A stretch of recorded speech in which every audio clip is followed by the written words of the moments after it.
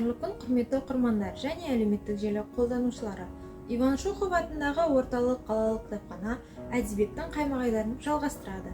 Бүгін сіздердің назарларыңызға Дулат Исабековтың «Қарғын» романын ұсынамыз. Қарғын Дулат Исабековтың 1980 жылы жарық көрген романы. Қарғын сөзі сай-сайдан, жылғадан аққан құм-тасы аралас жауын суы, тасқын дегенді білдіреді. Романның негізгі оқиғасы Алматы қаласында өтеді. Негізгі идеясы адам бойындағы шынайы махаббат, адал сезім, биік парасатты жан-жақты көрсету. Шығарманың басты кейіпкері аты-шулы жас жазушы Жасын және жоғары оқу орнына енді ғана түскен студент қыз Бағила.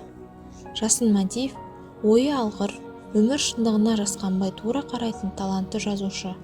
Оның Бағилаға деген шынайы сезімі де мінезі сияқты қайшылыққа толы. Тіпті ішкі жан дүниесінің өзімен өзі арпалысы кезінде байқаусыз жас қыздың арына тиетіндей сөздер айтып қалады. Шығармада бас кейіпкер Жасын мен Бағила арасындағы ерекше қарым-қатынас, биік парасат, сезім мен сенім арасындағы арпалыс жан-жақты сипатталады. Ішкі жан тербелісінің ұдайы қозғап отыратын роман терең ойға жетелеп, сансыз сауал санаңа еріксіз ұялайды.